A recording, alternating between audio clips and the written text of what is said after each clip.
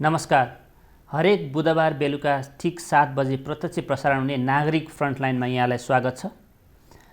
यस हप्ता हामीले कोभिड महामारीको जुन एउटा अवस्था देखिरहेछौँ हामीले नेपालमा र नेपाल बाहिर र कतिपय देशमा यसको खोप लाउन पनि सुरु भइसकेको छ।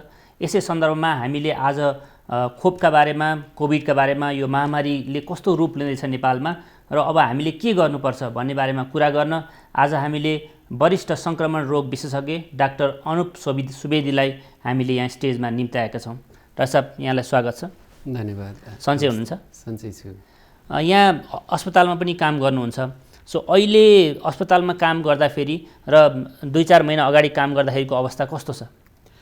अहिले अस्पतालमा यो आउने बिरामीहरूको सङ्ख्या, कोरोना भाइरसको सङ्क्रमणको लक्षणहरू लिएर अथवा पुष्टि भएका बिरामीहरूको सङ्ख्या चाहिँ कम देखिन्छ। विशेष गरी म चाहिँ जुन एउटा अपेक्षाकृत अरूभन्दा तुलनात्मक रूपमा अलिक महँगो प्राइभेट हस्पिटलमा काम गर्छु हैन, अनि त्यहाँ चाहिँ बिरामीहरूको सङ्ख्या कम देखिन्छ। पहिले जति बिरामीहरू चाहिँ वार्डमा त्यो क्याबिनहरूमा भर्ना हुनुहुन्थ्यो, उहाँहरू चाहिँ कम देखिनु भएको छ। अनि अर्को चाहिँ फिभर क्लिनिक, जहाँ चाहिँ हामी कोरोना भाइरसको शङ्का हुने अथवा त्यो पुष्टि भइसकेका बिरामीहरूलाई हेर्छौँ, त्यहाँ आउने बिरामीको सङ्ख्या पनि कम छ। क्लिनिकमा आउने बिरामीमा कोरोना भाइरसको सङ्क्रमण भइसकेपछि अनि 2-3 हप्तापछि अथवा 1-2 महिनापछि आउने त्यसैको लक्षण लिएर आउने अथवा त्यो मलाई चाहिँ केही भइरहेछ कि अझै पनि भन्ने त्यो डर लिएर आउने बिरामीहरूको सङ्ख्या छ। अब सघन उपचार कक्षमा चाहिँ बिरामीहरूको चाप अझै पनि धेरै नै छ। अझै पनि बाहिरबाट हामी बिरामी ट्रान्सफर गर्न खोज्छौँ भन्दा बेड तुरुन्तै मिल्ने सक्ने अवस्था चाहिँ छैन। अनि अर्को चाहिँ के देखिन्छ भने जो आउनुहुन्छ, अब पहिले चाहिँ लक्षण नभएको खालि कन्ट्याक्ट ट्रेसिङबाट कोरोना भाइरसको पुष्टि भएका मान्छेहरू, टेस्ट गरेर पुष्टि भएका मान्छेहरू मात्रै आउनुहुन्थ्यो कति, अथवा कति चाहिँ सामान्य लक्षण भएको पनि टेस्ट पोजिटिभ हुने बित्तिकै तेह्र भर्ना हुन्छु म भन्दै आउनुहुन्थ्यो हैन। अहिले चाहिँ जो आउनुहुन्छ उहाँहरू चाहिँ अलिक बढी सिकिस्त अवस्थामा तुलनात्मक रूपमा पहिलाभन्दा चाहिँ अब प्रायः चाहिँ अक्सिजन झर्न थालेको, अक्सिजनको लेभल घट्न थालेपछि अनि भर्ना गरेरै उपचार गर्नुपर्ने खालको बिरामीहरू नै बढी आउनुहुन्छ। अहिले चाहिँ अलिक बढी सिकिस्त बिरामीहरूको चाप चाहिँ अलिक बढी छ। अहिले यो अस्पतालमा बिरामीको चाप घट्नुको कारण चाहिँ के हो त? यो हाम्रो सङ्क्रमणको सङ्ख्या घटेको हो कि यो कोभिड यो हराएर गएको हो कि मान्छेले चाहिँ घरमै बस्न थाले हो कि अस्पतालहरू महँगो भएर हो कि के कारणले होला त यो? हजुर, अब पहिलो कुरा त मैले काम गर्ने अस्पतालहरू जस्ता अलि निजी अस्पतालहरूमा चाहिँ चाप घट्या हुनसक्छ। अलिक बढी यो धेरै प्राइस अलिक बढी हुने खालको अस्पतालहरूमा। अब अरू सरकारी अस्पतालहरूमा अथवा मेडिकल कलेजको अस्पतालहरूमा त चाप अझै पनि राम्रै छ जस्तो देखिन्छ। म 1-2 जना आफन्त भर्ना भएको बेलामा अरू हस्पिटलहरू गएको छु, गएको 1-2 हप्ता पनि कोरोना भाइरसको बिरामीहरूको चाप राम्रै देखाएको छु। एउटा वार्डबाट अर्कोमा बिरामी सार्न नमिल्ने, किनभने त्यो कोभिडकै त्यो बिरामीहरू खाली नभएको कारणले त्यस्ता कुराहरू भइरहेको अझै पनि देखाएको छु। भनेपछि अरू अस्पतालमा त्यति चाप कम भइसकेको छैन होला। तर अब एकदम जायज प्रश्न हो, सरकारको त्यो दैनिक आँकडामा चाहिँ सङ्ख्या कम देखिन्छ। अनि अब यो के भएको भन्नलाई चाहिँ हामीसँग जुन किसिमको आँकडा हुनुपर्छ नि, त्यहाँ यो महामारीको सङ्ख्या घटिरहेछ कि छैन भन्नलाई त्यो आँकडा नै हामीसँग छैन। अब सबैभन्दा हामीले टेस्ट गरेर पत्ता लगाउनु पर्ने चाहिँ भर्खर लक्षण सुरु भएका मान्छेहरूमा टेस्ट हुनु पर्यो हैन। किनभने तपाईँले टेस्ट गरेको मान्छे चाहिँ आज लक्षण भयो, अहिले 2-4 दिनमा उसलाई अलिकति आराम भए जस्तो हुन्छ, अनि सिकिस्त हुन्छ 7-8 दिनमा। जो सिकिस्त हुन्छ ऊ चाहिँ 7-8 दिनपछि अथवा 9-10 दिनमा सिकिस्त हुन्छ। त्यो बेला चाहिँ पिसिआर गऱ्यो भने नेगेटिभ आउँछ क्या, आधाभन्दा बढीको त्यो बेला नेगेटिभ आउँछ। पिसिआरको टेस्टको सेन्सिटिभिटी त्यो बेला घटिसकेको हुन्छ। भनेपछि लक्षण सुरु हुने बित्तिकै टेस्ट गर्नुपर्ने, अनि कम्तीमा पोजिटिभ नेगेटिभ त्यसरी थाहा हुन्छ। अनि त्यो भर्खर लक्षण सुरु भएका मान्छेहरू टेस्ट नै गर्नुहुन्न अचेल। अर्को चाहिँ उहाँको वरिपरि परिवारमा अरू सदस्यहरू अथवा अरू एक्सपोजर भएका कार्यालयका साथीहरू अथवा बाहिर अन्त एक्सपोजर भएका मान्छेहरूको कन्ट्याक्ट ट्रेसिङ गरेर टेस्ट गर्नुपर्ने, उहाँहरूको पनि टेस्ट भएको छैन। भनेपछि त्यो दुईवटा मुख्य समूहमा टेस्ट एकदमै कम भएको छ। अनि अर्को चाहिँ के देखिन्छ भने अब जस्तो दिनमा 12-15वटा फ्लाइट त विदेश जान्छ अहिले पनि। अब सायद 1500-2000 जना मान्छे त त्यस्ता मान्छे जानुहुन्छ, उहाँहरूलाई टेस्ट गर्नै पर्छ त्यो नियमले। अब उहाँहरू अधिकांश लक्षण नभएको मान्छे पिसिआर नेगेटिभ आइहाल्छ। हैन।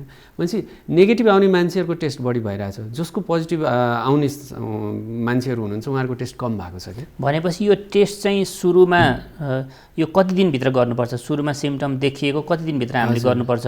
र फेरि कति कुराहरू चाहिँ अब यहाँ धेरै अफवाह पनि फैलिन्छन् मार्केटमा, जस्तै यो पछि 14 दिनपछि टेस्ट गर्नुपर्छ कि पर्दैन, जस्तै सिम्टम देखिएन भने 14 दिनपछि गर्नुपर्छ कि पर्दैन, के छ यसको खास मेडिकल ऊ चाहिँ? अब टेस्ट गर्नुपर्ने मुख्य चाहिँ लक्षण सुरु हुने बित्तिकै हो, किनभने यो लक्षण सुरु भएकै बेलामा सबभन्दा बढी भाइरल लोड हुन्छ, शरीरमा भाइरसको मात्रा बढी हुन्छ, स्रावहरूमा भाइरसहरू बढी देखिन्छ र पिसिआरले भेट्टाउने सम्भावना बढी हुन्छ। तपाईँ चाहिँ कोरोना भाइरसले कसैलाई 2-4 दिन ज्वरो आउँछ अथवा जिउ दुख्छ अनि त्यसपछि आफै ठिक हुन्छ, अनि केही थाहा नभएको मान्छेले एक्कासी स्याहाँ हुने त्यस्तो चाहिँ 9-10 दिनतिर हुनसक्छ। त्यो बेला टेस्ट गर्नुभयो भने चाहिँ पिसिआर चाहिँ नेगेटिभ आउँछ, तर भएको चाहिँ कोरोना भाइरसकै रोगले निमोनिया भएर मान्छे सिकिस्त भएको हो, र त्यो बेलामा हामीले कोरोना भाइरसकै उपचार गऱ्यो भने त्यो मान्छे ठिक पनि हुन्छ, भनेपछि हुन चाहिँ कोरोना भाइरसै हो, तर टेस्ट चाहिँ त्यो बेला ढिलो गर्दा चाहिँ नेगेटिभ आउँछ।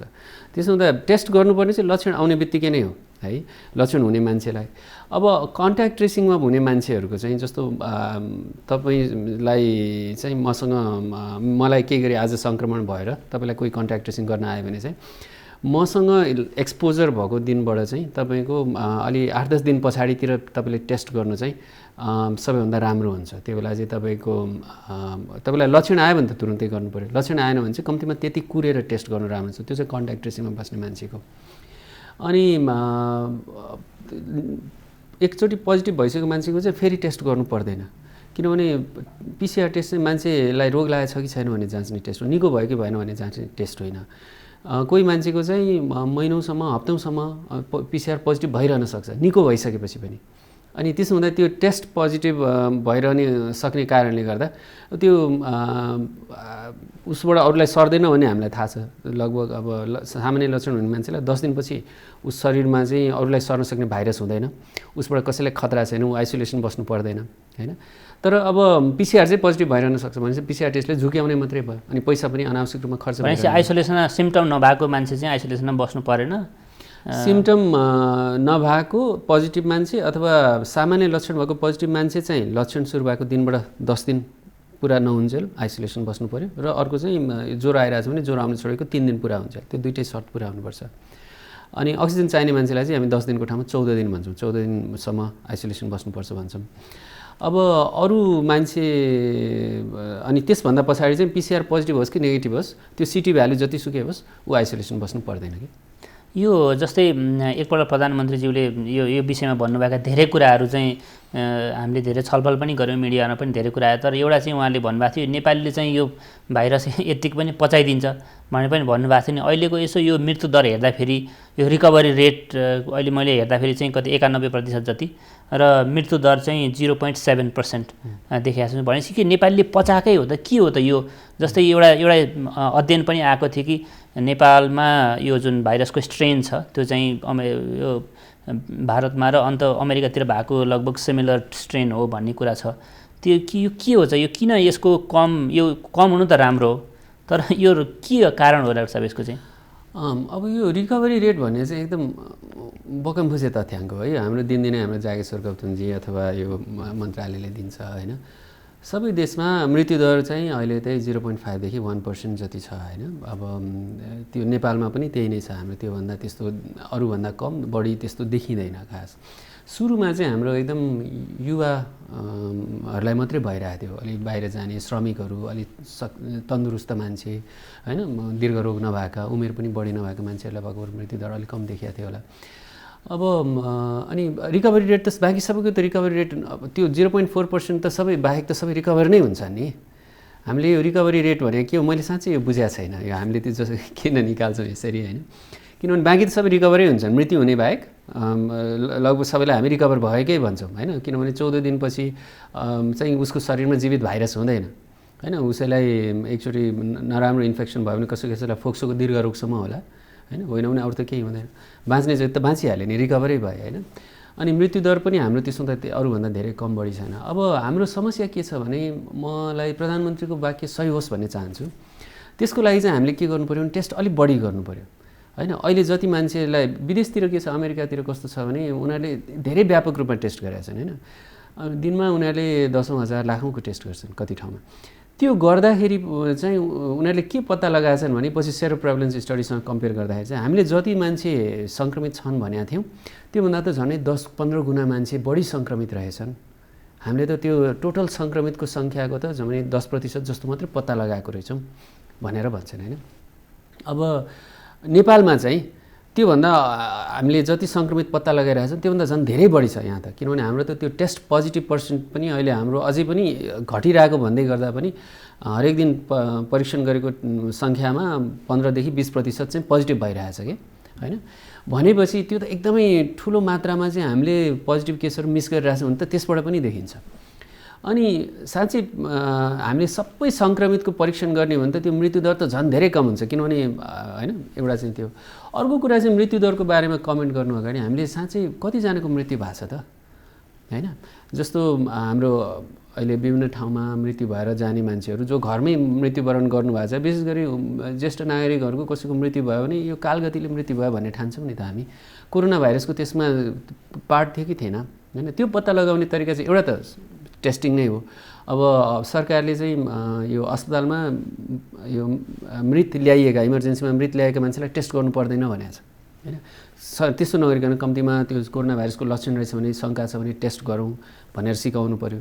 अर्को कुरा चाहिँ विदेशतिर के गर्छन् भने हरेक साल जस्तो इन्फ्लुएन्जाबाट मृत्यु भएको कतिजना रहेछन् होइन, यही कोभिडकै पनि मृत्यु भएको हामीले छुटाएको छौँ कि भनेर कसरी गर्छन् भने एउटा चाहिँ यो पोजिटिभ भएको मान्छेमा कतिजनाको मृत्यु भयो हेर्छन्। अर्को चाहिँ के हेर्छन् भने तपाईँको डेथ रजिस्ट्री हेरेर तपाईँको चाहिँ पोहोर परार चाहिँ यो वर्षको यो समयमा कतिजनाको मृत्यु भएको थियो त्यो अनुसार कतिजनाको मृत्यु हुने यो बेला अपेक्षा गर्नु पर्थ्यो होइन, र कतिजनाको मृत्यु भइरहेछ त्यसमा फरक छ कि छैन। अनि त्यसलाई चाहिँ एक्सेस डेथ भनेर, अनि त्यो चाहिँ कोरोना भाइरसले भएको हुनुपर्छ किनभने महामारी अहिले मुख्य त्यही छ भन्ने हिसाबले गर्छन्। जस्तो अमेरिकामा चाहिँ 2 लाखजनाको मृत्यु भयो भन्दा त्यहाँ चाहिँ टोटल अपेक्षित डेथ भन्दा चाहिँ 50,000 बढी 250,000 चाहिँ एक्स्ट्रा डेथ भएको देखियो, र त्यो चाहिँ त्यो 50,000 पनि कोरोना भाइरसको कारणले भएको हुनुपर्छ भनेर त्यसरी उनीहरूले एउटा मृत्युदर त्यसरी निकाल्छन्। इन्फ्लुएन्जाको हरेक साल त्यसरी नै निकाल्छन्। अनि भनेपछि हामीले त्यो पनि फ्याक्टर इन गर्नुपर्छ क्या त्यो हाम्रो मृत्युदर भन्नाले। अब हाम्रो चाहिँ अहिले साँच्चै कतिजनाको मृत्यु भइरहेछ, रिपोर्टहरू आइरहेछ अहिले, अब जस्तो आर्यघाटतिर अन्ततिर त्यो जलाउने लाइन कुर्दा घन्टौँ लाग्छ भन्ने त्यस्ता कुराहरू आएका छन्। तर साँच्चै वास्तविकता के हो त, त्यो दुइटै कुरा आओस्, एउटा चाहिँ टेस्ट पनि बढियोस्, हामीले सायद धेरै सङ्क्रमितहरू धेरै पत्ता लगायो भने मृत्यु भएको कम देखिन्छ कि, अनि अर्को चाहिँ जसको मृत्यु भइरहेछ उहाँहरू पनि कसरी मृत्यु भइरहेछ त्यो पनि अलिक छानबिन होस्, अनि त्यो दुइटै आएछ भने बल्ल मृत्युदरको बारेमा अलिक स्पष्टसँग भन्न सक्छौँ।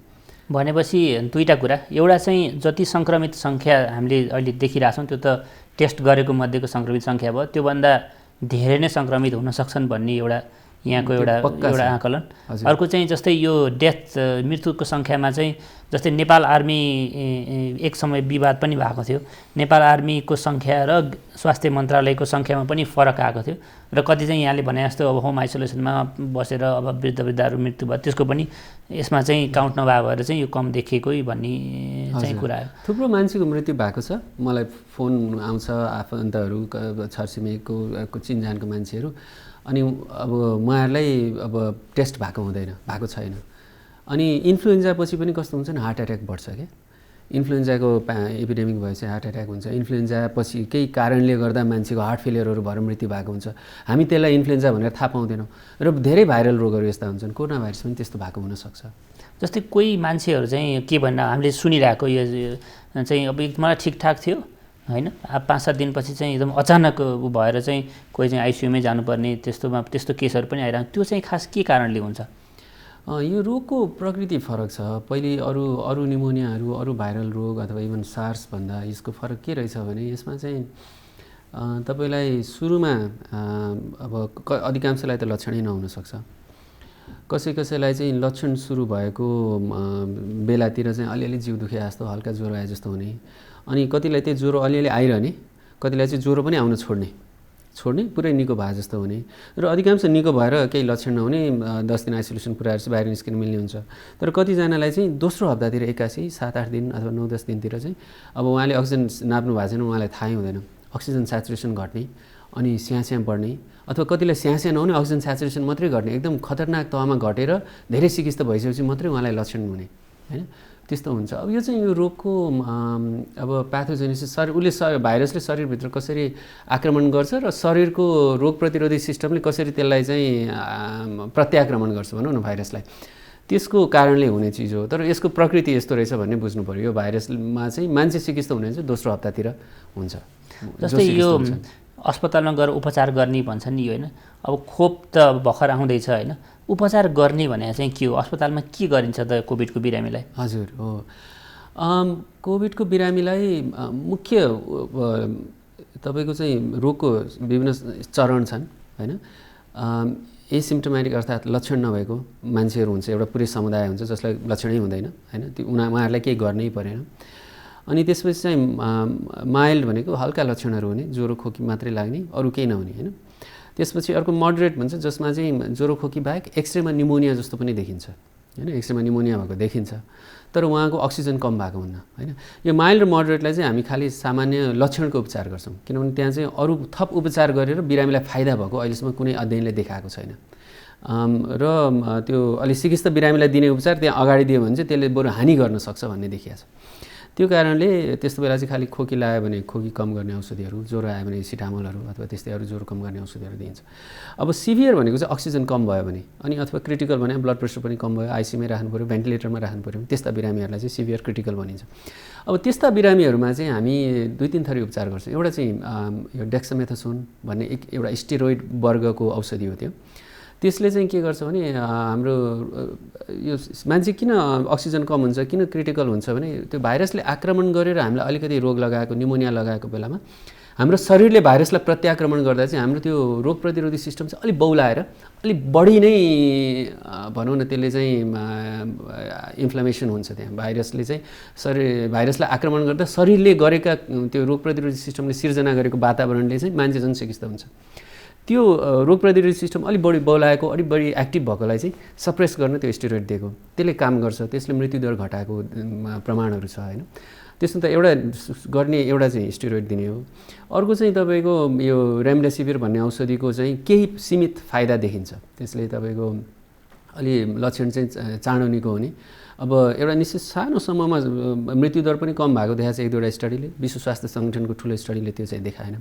तर त्यो रेमडेसिभिरले पनि जेनरली हामीले हेर्दा फाइदै देखिन्छ, त्यसले बिरामीलाई हानि एकदम कम छ है। त्यो भयो। अनि अर्को चाहिँ अब हामीले गर्न सक्ने भने चाहिँ यस्तो बेलामा यो रगतमा जम्ने, शरीरको विभिन्न ठाउँमा रगत जम्ने, विशेष गरी खुट्टातिर जम्ने अथवा फोक्सोमा रगत जमेर ज्यानै जान सक्ने त्यस्तो हुन्छ। कति मान्छेको चाहिँ कोरोना भाइरसबाट निको भएर घर गएको एक्कासी फेरि मान्छे बेहोस भएर अस्पताल जाँदा चाहिँ रगत जमेको अनि मृत्यु भएको त्यस्तो हुन्छ। अनि त्यसो हुँदा रगत पातलो गर्ने इन्जेक्सन दिइन्छ भनेपछि त्यो तेस्रो भयो। अनि अर्को चाहिँ अब यो अलिक घोप्टो परेर सुत्ने यस्तो कुराहरू सिकाउँछन्, विशेष गरी अक्सिजन कम भयो भने। अनि अक्सिजन नै हो। अनि त्यसपछिको उपचार चाहिँ अब अक्सिजन कम भएको मान्छेलाई अक्सिजन मात्रै दिन सकियो भने पनि त्यसले मृत्यु धेरै कुराहरू घटाउँछ। भनेपछि उपचार चाहिँ सामान्य छ, एन्टिबायोटिक अथवा अरू धेरै ठुला फ्यान्सी उपचारहरू चाहिँदैन। अक्सिजन थोरै कम भएको मान्छे, भर्खर अक्सिजन घट्न थालेको मान्छेलाई अस्पताल लिएर गयो भने वार्डमै राखेर सामान्य अक्सिजन उपचार र अघि मैले भनेको सामान्य उपचारहरू गरेर घरमा मजाले ढुक्कसँग निको पारेर पठाउन सकिन्छ। जस्तै राज साहब, यो हामी यो बजारमा विभिन्न योहरू पनि मार्केटिङ क्याम्पेनहरू पनि देख्छौँ नि, जस्तै हामीले चाहिँ कुनै खानेकुराहरूबाट चाहिँ हाम्रो प्रतिरोधी रोगसँग लड्ने प्रति क्षमता हामी बढाउन सक्छौँ सक्दैनौँ हाम्रो शरीरको चाहिँ? हजुर, कुनै खानेकुरा यो खायो भने चाहिँ अलिकति राम्रो हुन्छ, जस्तै कोभिडको लागि चाहिँ यो खायो भने चाहिँ राम्रो हुन्छ भन्ने कुनै त्यस्तो छ? हजुर, रोग प्रतिरोधी सिस्टम यो क्षमता भनेको चाहिँ एउटा त तपाईँको उमेरको कारणले हुने हो होइन। अर्को चाहिँ तपाईँको त्यो भाइरससँग अथवा त्यो भाइरसका दाजुभाइ भाइरससँग होइन पहिले तपाईँको एक्सपोजर भएको छ र त्यसले चाहिँ त्यो तपाईँको शरीरले चाहिँ त्यो भाइरससँग लड्न सिकेको छ भने त्यसले एउटा रोग प्रतिरोधी क्षमता दिने हो। अर्को चाहिँ तपाईँको वर्षौँदेखिको तपाईँको आनी बानी, खानपिन होइन, अरू जीवनशैली त्यसले बनाउने चिज हो होइन। अनि अर्को चाहिँ जिन नै हो, तपाईँको वंशाणुगत रूपमा तपाईँले पाउने। त्यसो हुँदा अब शरीरलाई स्वस्थ राख्न तपाईँले रोग प्रतिरोधी क्षमता बढाउन गर्न सक्ने कुरा भने चुरोट नखाने अहिलेलाई भए चाहिँ होइन, किनभने त्यसले एक्टिभली तपाईँको फोक्सलाई अहिले पनि हानि गरिरहेछ होइन। र चुरोट रक्सीहरू नखाने, अरू भनौँ न धुलो धुवाँमा नजाने होइन, त्यस्ता कुराहरू तपाईँले अहिले तुरुन्तै गर्न सक्ने कुराहरू चाहिँ त्यस्ता होलान्। अनि त्यसबाहेक चाहिँ तपाईँले अरू त यो भनौँ निश्चित भिटामिन खाएर, निश्चित आयुर्वेदिक औषधिहरू खाएर आजको भोलि अथवा 2 हप्तामा तपाईँको रोग प्रतिरोधी क्षमता चाहिँ बन्दैन। अर्को कुरा चाहिँ जस्तो अब जाडो एकदम बढ्न थालेको छ, पुसै लाग्यो आज त होइन, अब यो जाडोमा चाहिँ धेरै अब डाक्टरहरूले बाहिरतिर पनि यो जाडोमा चाहिँ अझै यसको सङ्क्रमण चाहिँ बढेर जान्छ भनेको छ। एउटा चाहिँ यो बढ्छ कि बढ्दैन जाडोमा, अर्को चाहिँ जाडोमा बढ्नुको कारण चाहिँ के हो? हजुर, अब केही अध्ययनहरूले के देखाएको छ भने निश्चित यो आर्द्रताभन्दा बढी आर्द्रता भयो भने भाइरस अलि लामो समय बाँच्छ, निश्चित टेम्परेचरमा अलिक चिसोमा बढी बाँच्छ भन्ने त्यो अध्ययनहरूले देखाएको थिए होइन। अनि त्यसो हुँदा पहिला चाहिँ जाडोमा मात्रै रहन्छ, गर्मी भएपछि हराउँछ कि भन्ने पनि एउटा अपेक्षा थियो, तर त्यो त रहेन। गर्मीमा पनि यो भाइरस मजाले फैलियो विश्वभरि। एउटा चाहिँ तर त्यो जाडोमा सायद भाइरस अलिक बढी बाँच्छ कि सर्न अलिक बढी सजिलो हुन्छ कि। अर्को कुरा चाहिँ अब जाडोमा के हुन्छ भने हामी बाहिर बस्दैनौँ, घरभित्र बस्छौँ होइन। परिवारका सबै सदस्य एकै ठाउँ बस्छन्, अनि अब त्यसो भएपछि बन्द स्पेसमा धेरैजना मान्छे बस्दा चाहिँ एकजनालाई सङ्क्रमण छ भने सबैलाई सर्ने भयो होइन। अर्को जाडोमा चाहिँ हामीलाई सामान्य रुगाखोकी, हाछिउँ यस्तो भइरहन्छ। अब मलाई सङ्क्रमण छ तर मैले खोकिनँ भने मैले तपाईँलाई सार्ने सम्भावना कम हुन्छ, तर मलाई सङ्क्रमण छ र मैले खोकिरहेको छु भने मैले तपाईँलाई सार्ने सम्भावना धेरै बढी हुन्छ। यी विभिन्न कारणले चाहिँ जाडोमा चाहिँ अब हामीले सैद्धान्तिक रूपमा चाहिँ जाडोमा बढी सर्ने सम्भावना हुन्छ। जस्तै अब अहिले चाहिँ हाम्रो यहाँ अब कुनै कुनै ठाउँमा त स्कुल पनि खोलिसकेका छन्, रेस्टुरेन्टहरू, होटलहरू चाहिँ खुल्या छन्, पब्लिक बसहरू चाहिँ भिडभाड नै देखिन्छ, बजारमा गयो भने पनि भिडभाड नै देखिन्छ होइन। अब हामीले बाहिरतिर हेर्नु, जर्मनीतिर, बेलायततिर चाहिँ फेरि लकडाउन, कुनै कुनै भर्जनको लकडाउनहरू पनि गरिरहेछन्। भनेपछि यो हाम्रो यो सङ्क्रमणको चरण कुन चरणमा यहाँले देख्नुहुन्छ, योभन्दा कस्तो भएर जान्छ आगामी दिनमा र के गर्नु पर्ला त्यसको लागि, त्यो नियन्त्रण गर्न चाहिँ? हजुर, अब महामारी कसरी बढ्छ भन्नलाई चाहिँ अब मैले अहिले जे भन्छु त्यो सबै अनुमान हो होइन। किनभने हामीसँग त्यो कुरालाई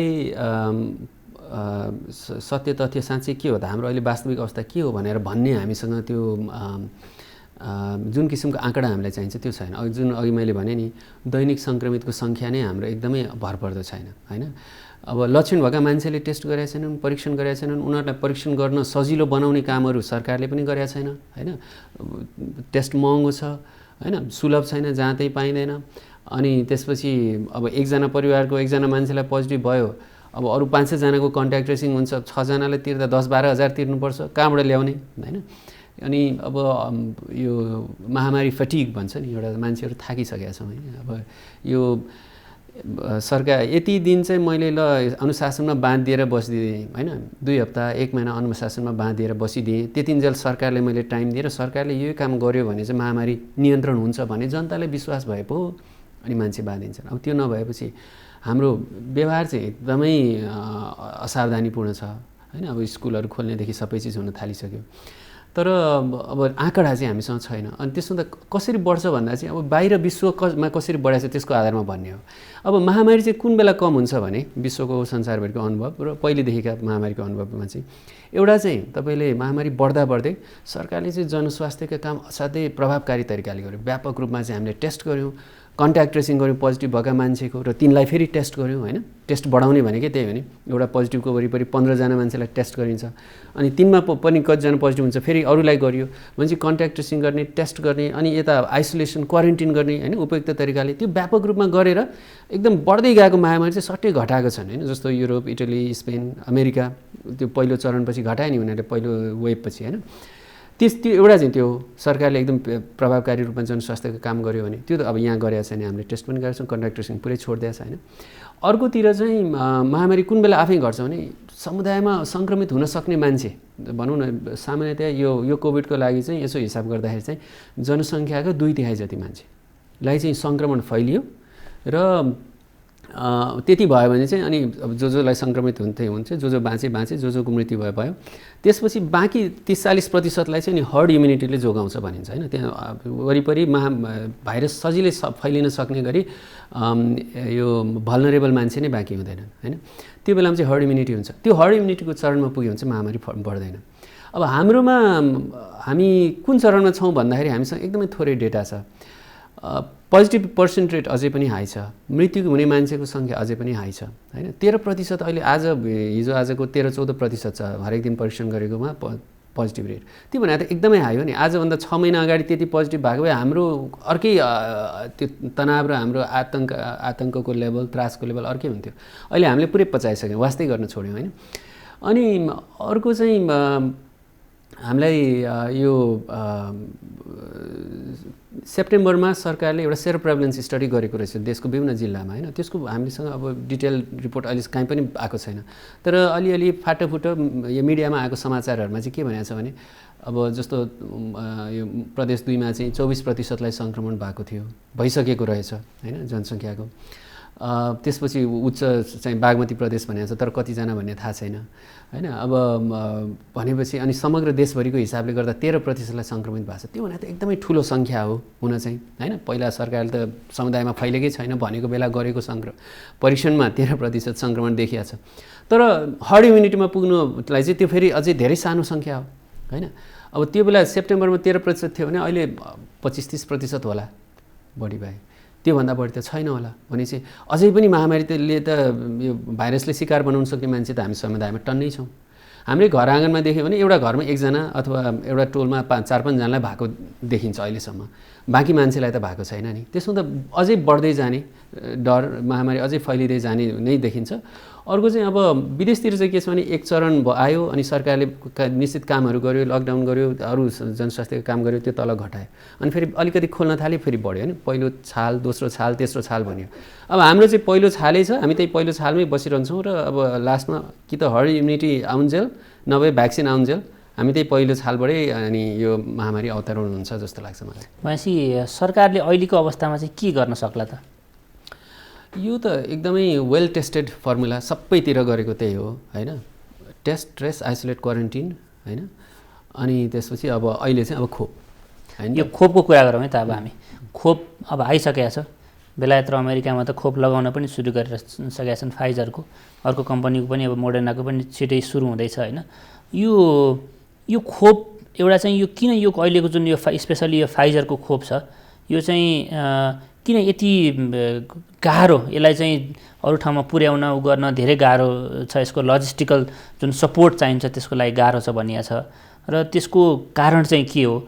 र यो खोप पनि त अरू महामारीको समयभन्दा निकै चाँडै आयो नि त होइन, र यसको इफेक्टिभनेस पनि अब 90+% भने त एकदम रेकर्ड नम्बर नै हो त्यो होइन।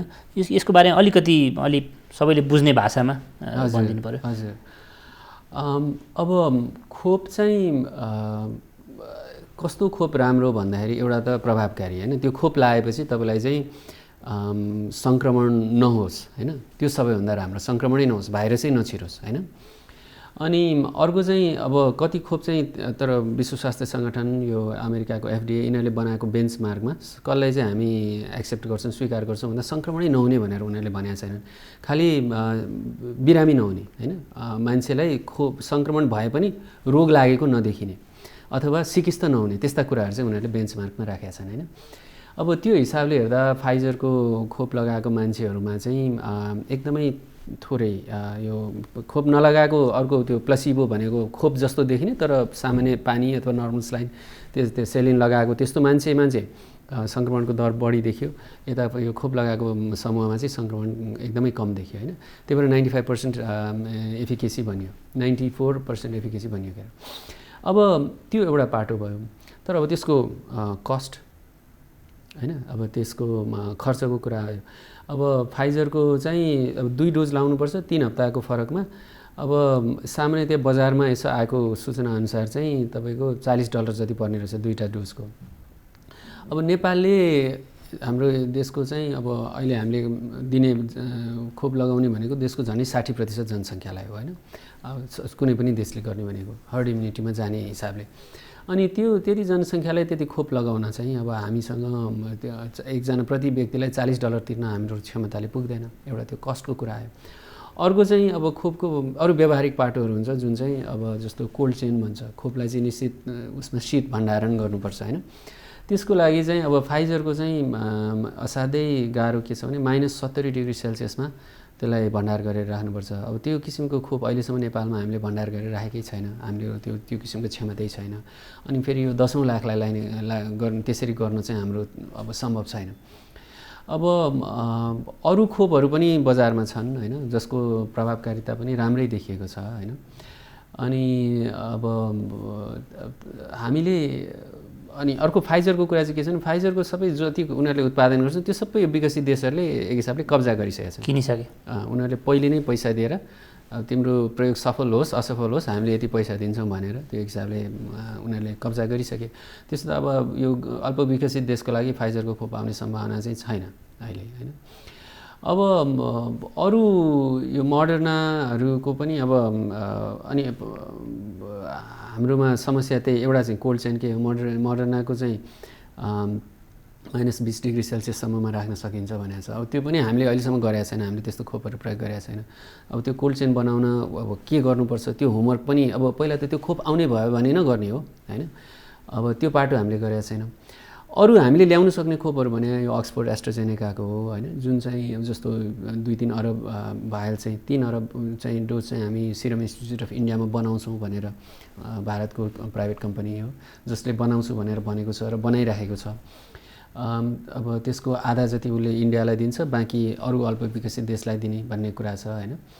अनि अब हामीले आश गर्न मिल्ने अलि राम्रो खोप अलि अहिलेसम्म डेटा आइसकेको चाहिँ अक्सफोर्ड एस्ट्राजेनेका हो। त्यसबाहेक अब चाइनिजहरूले चाहिँ यो इनएक्टिभेटेड भ्याक्सिनहरू इनएक्टिभेटेड भाइरस भ्याक्सिनहरू बनाइरहेका छन्। अब तिनीहरूको पनि यो फेज 3 ट्रायलको रिपोर्ट आएको छैन। फेज 3 ट्रायलको यो इन्टरिम रिपोर्ट भनेर झन्डै 90% इफेक्टिभ भनेर चाइनिज भ्याक्सिनको पनि आएको छ, एउटा चाइनिज भ्याक्सिनको। तर त्यसमा चाहिँ अब स्पष्टता छैन, पारदर्शिता छैन। अब साइनोफार्म भन्ने कम्पनीको बारेमा भनेको, साइनोफार्म कम्पनीको 2टा भ्याक्सिन छन्, त्यो कुन चाहिँको चाहिँ 90% भने पनि अहिलेसम्म थाहा छैन होइन। अब उनीहरूको त्यो फेज 3 ट्रायलको डेटा आएपछि केही थाहा होला। अनि त्यो चाहिँ हामीले सायद अलि सम्भवतः हामीले भण्डारण पनि गर्न सक्ने, हामीले अलि चाँडो पाउन पनि सक्ने र हुनसक्छ। अर्को भारतको यो भारत बायोटेक भन्ने कम्पनी छ, यो सिरम इन्स्टिट्युट बाहेक उसले पनि एउटा आफ्नै अर्को खोप बनाइरहेको छ। अब त्यो पनि उनीहरूले नेपाललाई दिन्छु भनेर एक हिसाबले मौखिक कमिटमेन्ट पनि गरे भन्ने सुनिएको छ होइन। अब त्यो पनि अब त्यो कतिको प्रभावकारी छ थाहा छैन, तर त्यो प्रभावकारी देखियो भने त्यो पनि राम्रो हुन्छ। अब मुख्य खोपमा चुनौती मैले देखेको चाहिँ यो सबै असाध्यै अहिलेसम्म हाम्रो देशले कहिल्यै नगरेको लेभलको तयारी गर्नुपर्छ होइन। यत्रो जनसङ्ख्यालाई खोप लगाउने, हामीले त्यो सानो 5 वर्ष मुनिका बच्चालाई खोप लगाइरहेको नि अहिलेसम्म। यत्रो जनसङ्ख्यालाई हामीले खोप दिनुपर्छ। अब त्यसको लागि हामीलाई चाहिने कुराहरू चाहिँ के हो भने कुन खोप होइन। अनि अब कुन खोप पनि अब हामीले एउटै मात्रै खोप ल्याएर सबै जनसङ्ख्यालाई पुर्याउँदैनौँ, त्यो पक्का छ होइन। हामीले 4-5 थरी खोपहरू ल्याउनुपर्छ होइन, जसले अब जस्तो चाइनाको भ्याक्सिन अलि चाँडो आउन सक्ला कि त्यो भारत बायोटेकको चाँडो आउँछ कि अब रसियन त्यो गामालेया भन्ने कम्पनीको त्यो स्पुत्निक 5 भन्ने भ्याक्सिन पो आउँछ कि र त्यो कति प्रभावकारी छ त्यो पनि मोनिटर गर्दै। अब त्यो चाहिँ स्पुत्निक 5 पनि हामीले लिन्छौँ भनेर कमिट गरेका छौँ, एक हिसाबले उनीहरूले दिन्छौँ भनेका छन् होइन। हो अब तिनीहरूको कुन कुन खोप आउँछ एउटा त्यो हामीलाई अलिकति निश्चितता हुनु पऱ्यो, सुनिश्चितता हुनु पऱ्यो। त्यो आइडिया भएपछि अनि हाम्रो देशमा खोप लाउने मान्छे को हुन् त? अब सरकारले नीतिगत रूपमा के भनेको छ, फ्रन्टलाइनमा काम गर्ने कर्मचारीहरू पहिला, त्यसपछि ज्येष्ठ नागरिक यो रिस्क जोखिम समूहका मान्छेहरू, अनि त्यसपछि अरू मान्छे भनेर भनेको छ नि। तर त्यो पनि त अब डिटेलमा होमवर्क हुनु पऱ्यो नि। फ्रन्टलाइनमा काम गर्ने मान्छे कति छन् त? पहिला अब जस्तो सुरुमा चाहिँ 1 लाख आयो भने अब आर्मी हेल्थ केयर वर्कर सबैलाई नपुग्ला होइन, त्यो बेला अब सायद हेल्थ केयर वर्करलाई मात्रै दिने होला होइन। भने ती को हुन् त? त्यो मान्छेको नामको सूची चाहियो नि अब त होइन। अनि त्यसको लागि चाहिँ कति भायल त्यो निडल कतिवटा चाहिन्छ, सिरिन्ज कतिवटा, त्यस्ता कुराहरू के। अनि उनीहरूलाई चाहिँ अब भनौँ न कहाँ कतिजना मान्छे छन्, कुन प्रदेशमा कुन जिल्लामा कति मान्छे छन्, त्यसको लागि कस्तो किसिमको स्टोरेजको व्यवस्था हुनु पऱ्यो होइन। कहाँ कतिवटा फ्रिजर चाहियो होइन, त्यो लेभलको। अब त्यहाँ भनौँ न कतिवटा ट्रकले कसरी ट्रान्सपोर्ट गर्ने भने त्यो लेभलको अब हामीले होमवर्क गर्नुपर्छ। त्यस पछाडि यो विभिन्न थरी भ्याक्सिनको आउने टाइमलाइन थाहा भयो भने अनि बल्ल कति कुराहरू चाहिँ निश्चित गर्न सकिन्छ होइन। भनेपछि हामीले अनि कहिलेकाहीँ के हुन्छ, अब एकजना 65 वर्षको डक्टर हुनुहुन्छ भने उहाँ ज्येष्ठ नागरिक समूह नि पर्नुभयो, उहाँलाई डायबिटिजहरू छ भने उहाँ जोखिम अर्को किसिमको जोखिम समूह नि पर्नुभयो दीर्घ रोगको कारणले। अनि उहाँ डाक्टर हो भने उहाँ हेल्थ केयर वर्कर पनि पर्नुभयो। भनेपछि एउटै मान्छे 3टा ग्रुपमा पर्न सक्छ। भनेपछि ती मान्छेहरू छुट्याउनु पऱ्यो नि त, उहाँलाई 3नै ग्रुपमा हालेर त फेरि क्यालकुलेट गर्नु भएन भने त्यो लिस्टहरू बनाउने, त्यो किसिमको काम, त्यो डिटेलमा काम गर्ने हामीले गरेकै छैनौँ होइन। एउटा त्यो काम हुनुपर्छ। अर्कोतिर चाहिँ खोपकै लागि पहिला त हामीले यो खोप ल्याउँछौँ है भनेर त एउटा सम्झौता त हुनु पऱ्यो नि। यो गफ गर्न थालेको 4-5 महिना भयो। मन्त्रालय NHRCहरूको यो प्राविधिक मिटिङमा म एक दुईवटा मिटिङमा म बसेको छु। 3 महिना अगाडिदेखि यस्ता प्राविधिक जुन अहिले भर्खर कुरा गरेको भण्डारण कुन खोपको इफिकेसी त्यो बेला कति देखिया थियो फेज 1 फेज 2 ट्रायलमा, होइन कुन चाहिँ नेपालको लागि अलिक बढी सम्भव छ, यी सबै प्राविधिक लेभलका गफ जुन त्यो बेला जुन भएको थिए अहिले पनि हामी त्यही लेभलको गफ गरिरहेछौँ। भनेपछि हाम्रो तयारी खासै छैन। हामीले विभिन्न कमिटी बनाएछौँ, मैले देख्दा छैन, होइन। अनि हामीले एक दुईवटा कम्पनीलाई चिठी पठाएछौँ तर अहिलेसम्म सम्झौता भएको छैन। जबकि अरू देशहरूले चाहिँ जस्तो थाइल्यान्डले फिलिपिन्सले हामीले यति अरब डलर दिएर, होइन, हामीले चाहिँ यतिजनालाई हामीले खोप सुनिश्चित गरौँ भनेको छ, यति करोड डलर दिएर, होइन। अहिले पनि हामीले अब कतिले अक्सफोर्ड एस्ट्राजेनेका कम्पनीसँग सम्झौता गरेछन्, कसैले सिरम इन्स्टिच्युटसँग सम्झौता गरेछन्, होइन। त्यो आजको भोलि आइपुग्दैन तर कम्तीमा 6 महिनापछि आउने पनि त अहिले सम्झौता हुनु पऱ्यो नि। त्यो हामीले गरेका छैनौँ। यो चाहिँ जस्तै सरकारले प्राइभेट सेक्टरलाई पनि गर भन्न नि सक्थ्यो नि, होइन? हजुर, अब प्राइभेट सेक्टरले गरेको पनि छ, होइन। अब जस्तो त्यो स्पुतनिक 5 ल्याउँछु भनेको त प्राइभेट सेक्टरको सम्झौता हो, यो सरकारको मन्त्रालयको सम्झौता त होइन, होइन। अनि त्यसपछि तर आज कता पत्रिकामा फेरि प्राइभेट सेक्टरले ल्याउन नपाउने पनि मैले देखेँ, होइन। अब ठिक छ, जसरी ल्याए पनि मुख्य कुरा यो एउटा कुरा चाहिँ हाम्रो देशमा के हुने रहेछ, यत्रो महामारीको अनुभवले हामीलाई थाहा पाएको कुरा के हो भने जहाँ प्राइभेट सेक्टर इन्भल्भ भएको छ, जहाँ चाहिँ अलिकति कमिसन कम्तीमा, अब प्राइभेट सेक्टरले ल्यायो राम्रैसँग खोप ल्याएर कमिसन पायो भने त्यो पनि म त सही ठान्छु, तर जहाँ अलिकति कमिसन हुने ठाउँ छ त्यहाँ चाहिँ काम चाँडो हुन्छ। त्यही भएर हाम्रो टेस्टको किटहरू अलिकति भयो भने आए, यो PPEहरू पनि आए, होइन। खोप पनि बरु अब त्यसरी आउँछ भने मलाई त आइदिए हुन्थ्यो जस्तो लाग्छ। तपाईँले भने जस्तै अब सरकारले साँच्चै आफूले गर्न नसक्ने भने गर्दै हुन्थ्यो जस्तो लाग्छ। यहाँ विभिन्न बाधा अडचन छन्, अब कानुनी बाधा अडचन छन् जस्तो देखिन्छ। एउटा चाहिँ अब बाहिरबाट खोप ल्यायो अनि त्यो खोपको चाहिँ साइड इफेक्ट भयो भने चाहिँ मुद्दा लाउन नपाउने भन्ने उनीहरूको माग कम्पनीहरूको त्यो संसारभरि उनीहरूले गरेका छन्। त्यो उनीहरूले आफ्नो लेभलमा उनीहरूले ट्रायलको चाहिँ सुरक्षा ट्रायलमा चाहिँ उनीहरूले यो भ्याक्सिन सेफ छ भन्ने प्रमाणित गरे भने अब यहाँ कसैले साइड इफेक्ट हुने त्यसको जिम्मेवारी उनीहरूले लिनु नपर्ने भन्ने उनीहरूको त्यो इन्डेमनिटी उनीहरूले जुन खोजेका छन् त्यो सम्भव त सही हो, त्यो त अरू देशले पनि दिएका होलान्, होइन। अनि अब त्यो कुरामा हाम्रो कानुनी समस्या मिलाउनु पर्ने छ अरे। अनि अर्को कुरा चाहिँ हाम्रो अब सिधै अब जस्तो अरू फिलिपिन्सले थाइल्यान्डले चाहिँ जसरी एस्ट्राजेनेका कम्पनीसँग सम्झौता गरेर उनीहरूले चाहिँ त्यो भ्याक्सिन ल्याउने कुरा गरे, हाम्रो देशले चाहिँ सिधै प्राइभेट कम्पनीसँग त्यसो गर्दैन अरे, किनभने हाम्रो सार्वजनिक खरिद ऐनले चाहिँ त्यसो गर्न दिँदैन अरे। अथवा त्यो दियो भने पनि त्यो मलाई पछि अख्तियार लाग्छ कि के लाग्छ भनेर मान्छेहरू चाहिँ त्यो डराएर हच्केर त्यो जिम्मेवारी कसैले लिन चाहँदैन अरे। भनेपछि अब त्यो यो कुरा चाहिँ राजनैतिक तहबाट निर्णय भएर फटाफट हुनुपर्ने कुराहरू हो कि यस्ता व्यवधानहरू सुल्झाउने।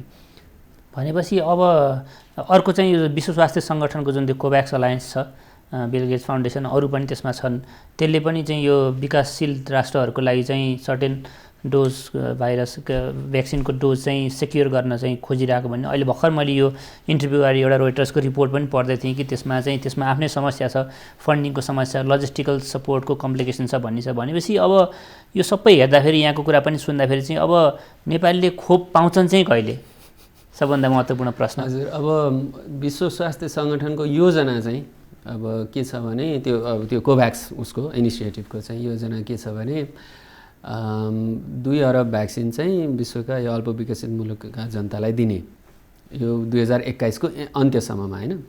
अहिलेसम्म उनीहरूले 1 अरब खोपको चाहिँ कमिटमेन्ट पाएका छन्। अनि त्यो पनि अब त्यो 1 अरब खोप चाहिँ हामी अब विश्वको 190 कतिवटा राष्ट्रले चाहिँ हामीले यो गर्ने, होइन, बाँडेर लगाउने 92 देश जस्तो लाग्छ मलाई कोभ्याक्स अलायन्समा चाहिँ। हो, कोभ्याक्स अलायन्समा 92 देश, ठिक हो। अनि त्यसमा चाहिँ हामीले उनीहरूले भनेको चाहिँ देशको जनसङ्ख्याको 20% भनेको छ। अब त्यसै पनि अब 2 अरब भनेको त्यस्तै हुन आउँछ, होइन।